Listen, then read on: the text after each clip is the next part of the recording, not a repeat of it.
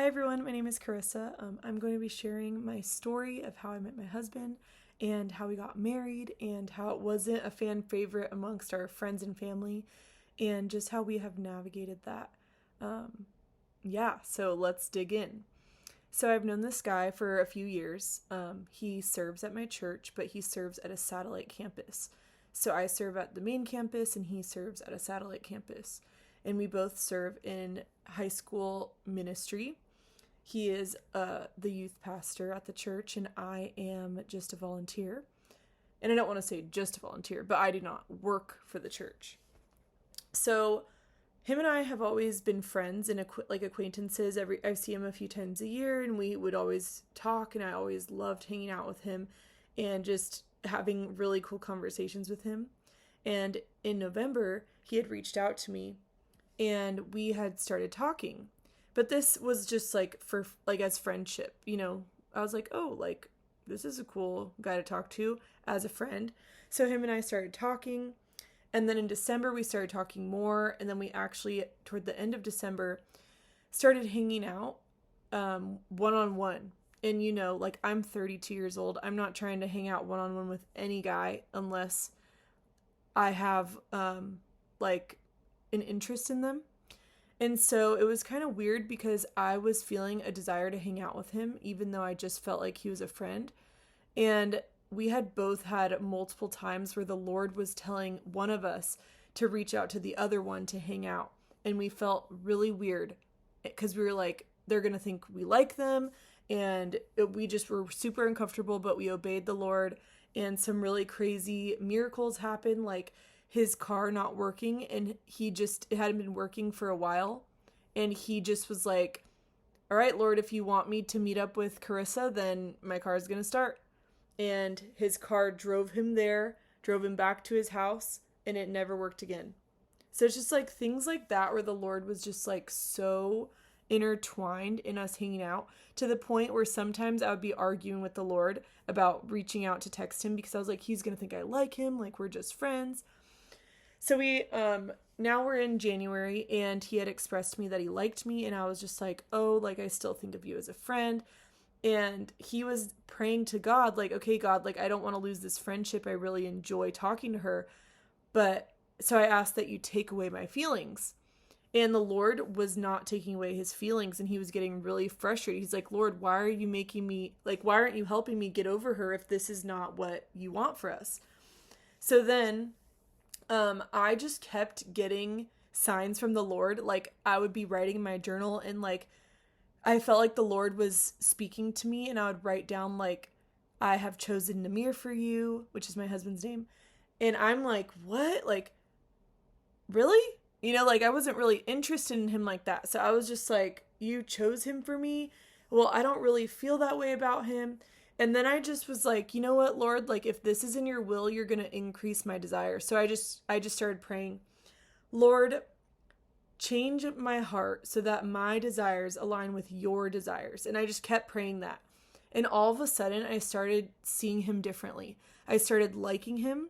And I remember going to the beach and just wanting to spend time with the Lord.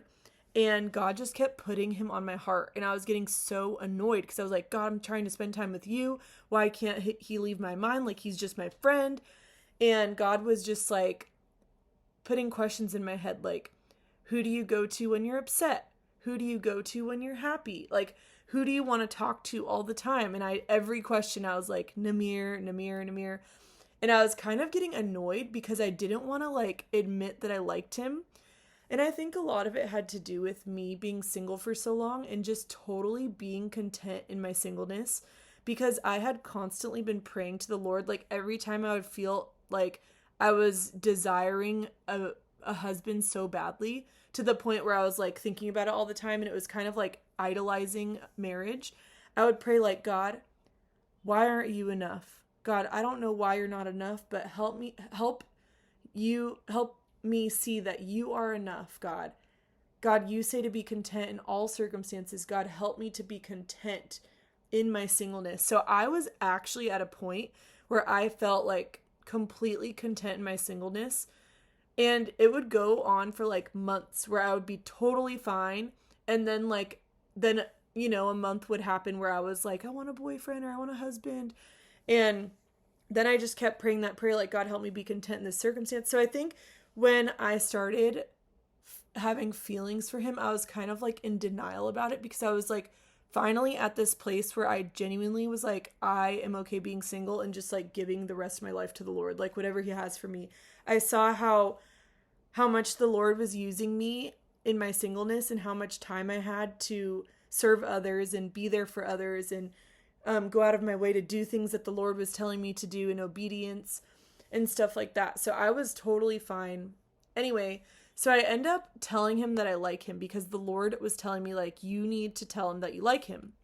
So we ended up hanging out, and we went to the gym, then we went to dinner after. And I was just like so nervous, because I was like, oh my gosh, I'm going to tell this guy that I like him. And this was in the beginning of February. So he'd been talking every single day for like at the least 2 months, every single day on the phone for hours after work and stuff. So anyway, I tell him that I like him, and he's just like smiling so big, and he goes, the Lord told me you were going to tell me that tonight. And he has a really strong relationship with the Lord, and the Lord, like, he's just really in tune with when the Lord's talking to him. And so it was cool to hear like that confirmation of like, wow, God, like, that's cool. Anyway, we go on our first official date after that, and it went awful. And he doesn't think it went awful, but for me, I was just like, oh my gosh, what did I do? Like, I just think of this guy as a friend. I don't know why I told him I liked him, and I started like freaking out. And we actually had like a hard week. That whole week I was just full of so much anxiety. I felt like these attacks from the enemy. I was just like really struggling. And he was just so kind and praying for me and just really wanting to help me through that.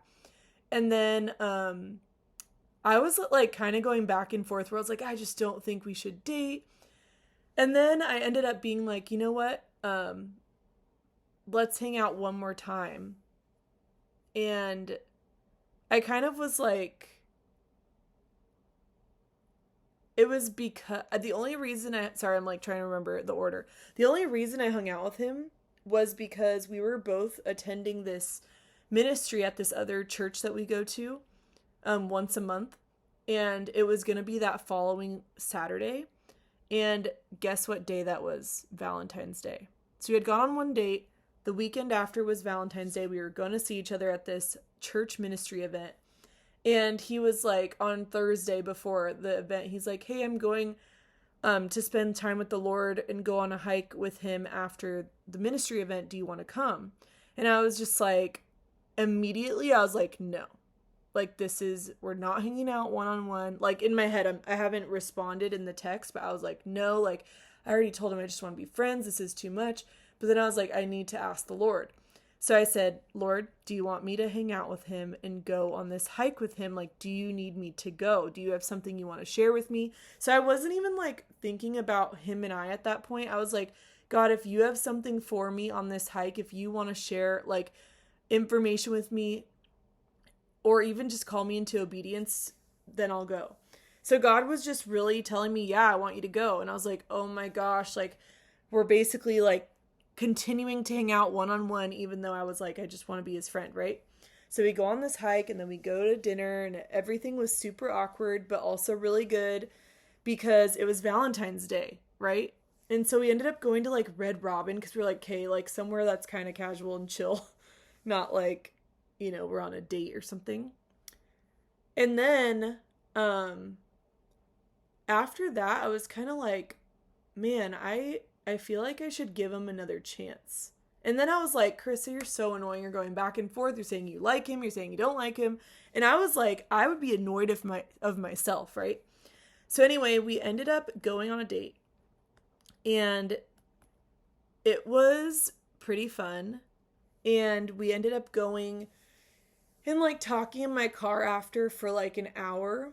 And I remember being in the car and just being like, man, I really want to kiss him. And I was like, oh my gosh, Carissa, you're so annoying. You told him like last time that you weren't interested, and now you want to kiss him and all this stuff. And I was just like, yeah, like, I'm so annoying. But I was just like, I just had the strongest desire, and I just go, I like really want to kiss you right now. And I was so nervous. Like I was acting really weird. And he's just like, okay. Because I knew I had to make the move because I had been like so back and forth about my feelings. And he was just so consistent and always like upfront about how he was feeling about me. And I just really liked that he wasn't trying to like play games, and I never questioned his intentions. Anyway, so yeah, we ended up kissing that night, and I was just like, I am really liking him after that. So then we both just continued seeking the Lord to be like, God, is this your will? And this is in February, like early-ish, like right after Valentine's Day.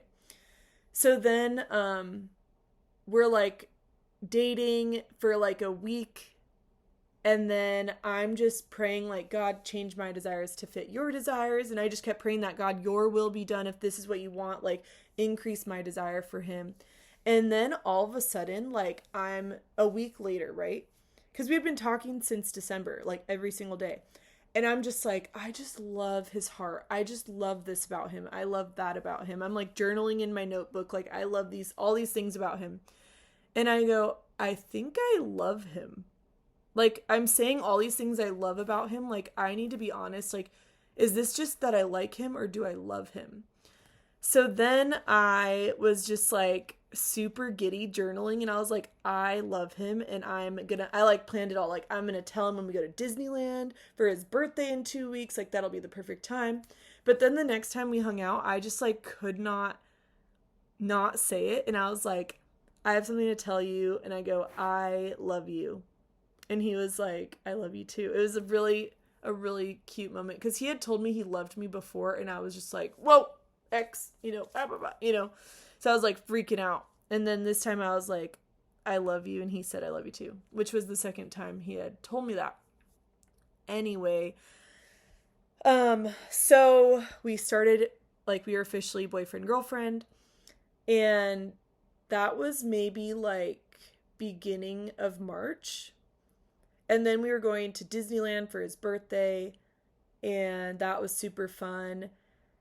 And we're going into April, and the last week of March, right before Easter, I'm not really sure maybe it was the beginning of April, I'm not really sure. Right before Easter, God, like, just kept, okay, I forgot something really important. This whole time from December to April, God had been giving me a new spiritual gift of visions, and I had never experienced visions before. And one day in December, I was just in my room like, God, I really want to see a vision.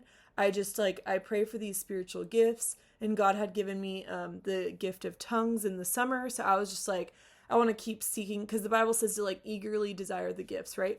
So I'm just like, you know what, God, I'm just going to have faith that you're going to show up. So I grab my journal and I'm like, okay, God, show me a vision. And I just write, I see. And then all of a sudden I start having this vision. And a vision, for some people, they see something like right in front of them, like there's something happening right here. But for me, I see it in my head like a dream, but I'm awake and I'm writing it and my eyes are open and I'm seeing this vision in my head. And it's just like so clear, and it's like kind of confusing at the beginning because sometimes I'll just be like, I see a bird or I see a nest. And I'm like, what? Okay, that's random. And then all of a sudden I'm writing out this whole story, and it ends up being like a message of what God's trying to tell me. Or sometimes it'll be like me and Namir have been in it, my vision, so many times. And basically I was seeing like us getting married, us with children. Like I was seeing like prophetic visions about us. And he was also like, I would always bring it up to him and tell him this. And he would be like, the Lord's been showing me that stuff as well. And so it was just like always getting confirmation, like, okay, the Lord's showing both of us this. And then before Easter, he randomly was like, hey, what is the Lord sharing with you? I just had an amazing time with the Lord. Like, what is he telling you right now? And I was in my room and I'm like, I don't know. Why don't I ask him? So I'm just like, okay, Lord, like, what are you trying to tell me right now? And I just heard, marry him. And I was like, marry him? I was like, yeah, Lord, you've told me that I'm going to marry him. Like, but we're going to do that in like January or something, not now. Like, that's crazy. And then I just kept so strongly hearing, marry him, marry him. And I was just like, Lord, is this from you? And then I just was like, I need to pray in tongues. I need to make sure this is the Lord. And I just started crying for like 30 minutes because the first questions in my head were, what are my parents going to think? What are my family going to think? What are my friends going to think? And it was all about what are people going to think. And for so long, I had been people pleasing my whole life, like allowing others to control my life because I cared so deeply about what they thought, to the point where it was controlling everything I did. And I never felt free. And I always, like, even just like dancing or something, I was like, someone's probably looking at me and judging me, and I care what they think. So it, like, just thoughts like that. And I had been praying all year from January to April, like, God, kill the desire of people pleasing. I am idolizing people over you. And God, I've been doing this for 6 years, like ever since I had been a Christian, and God revealed it to me. I'm like, God, I keep praying for this idol to be gone, to be crushed, and it's still there. And it's like, God, kill it, like, get rid of it once and for all. I want you to be number one. And I just kept praying that over the course of those 4 months. And the Lord was just like, he kind of like convicted me and was like, the first question you ask is, what are my parents going to think? What are my family going to think? What are my friends going to think? Right? And I never once was like, what does the Lord think? What does the Lord want me to do? It was always about others. So God really convicted me in that moment. And he even was reminding me of like the sacrifices that the apostles made and like the persecution they faced spreading the gospel. And he's calling me to marry somebody that I love. Like, I was just like, okay, this is a big step of obedience, because obviously like covenant with marriage is so important. So I was like, God, like, I know you cherish marriage, and if this is from you, continue to put it on my heart, put it on Namir's heart, have it be you telling us from both sides.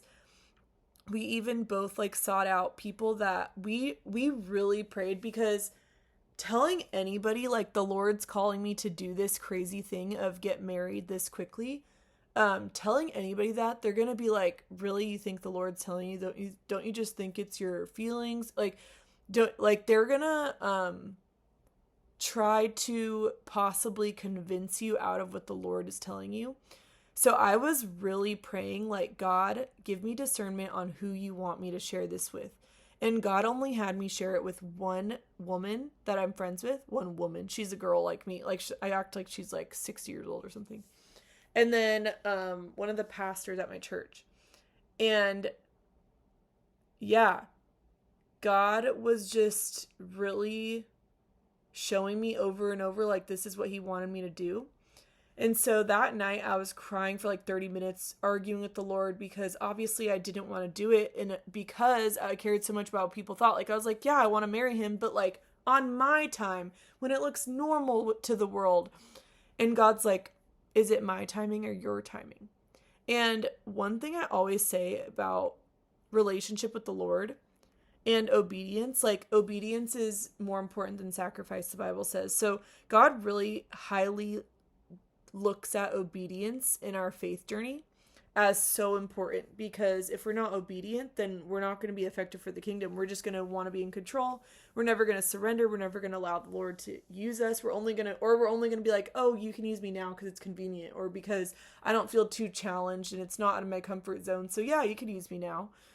But the Lord always has pushed me out of my comfort zone. And this isn't the first time he's called me to do something crazy. Like, one time the Lord called me to leave my full-time job for a free internship at my church. Like, that made no sense. And I honestly, like, didn't tell anybody or ask anybody for advice, because I just so clearly knew what the Lord is calling me to do. And I even told my parents after I already made the decision, and after I told my job, like, I was leaving. And the reason I did that is because a lot of people try to convince you out of the Lord's will, because it sounds earthly and good to, do the opposite of what God is telling us. So the only way I can obey God is with fear. If I don't have fear of the Lord, then I'm just going to take what he's asking me to do and just be like, I don't really want to do that, so I'm not going to do that.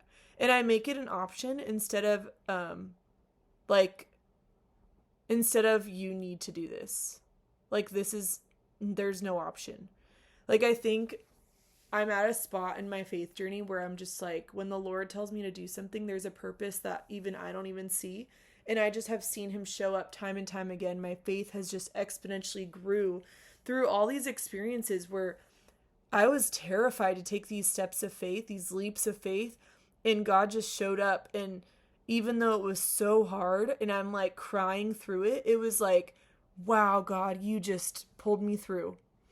So that was exactly how this was. And the cool thing is Namir was getting the same confirmation that the Lord wanted us to do this, and he wanted us to do it quick. And a lot of people think like that, doing something that quickly, especially when it's such a big deal, is reckless.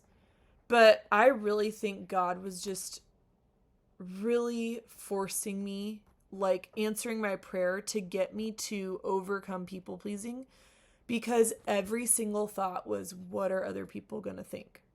Every single one. So it was just like, stop letting people control your life and give it to God and let him do the work. So anyway, we ended up getting married and we eloped, and it was such a beautiful time. We shared our vows together, and it was just really, really great. And the reason why I'm like sounding hesitant, because it was also really, really hard, because I really hurt a lot of people through my act of obedience. And even now people are like, are you sure the Lord told? Like, they're still questioning. And the last 2 months have been the hardest moments of my life, because it's stretched me and it's grown me the most in my faith. It's also like significantly strengthened my foundation, my reliance on the Lord, because I just saw like everything around me crumbling, like relationships being strained, people just, giving their opinions and their thoughts and questioning my discernment, my understanding of how the Holy Spirit works and all this stuff, right? And I'm just like, I just continued to feel peace and confirmation through the entire thing, to the point where I was like, how do I have peace when I feel like a bomb is going off all around me? That's how it felt. I'm like, this makes no sense. And I had also been having visions about going on an adventure with the Lord. Like, he'd be like, are you ready to go on an adventure? So I knew something crazy was coming up. And also I had a vision of me falling into this black, like, background.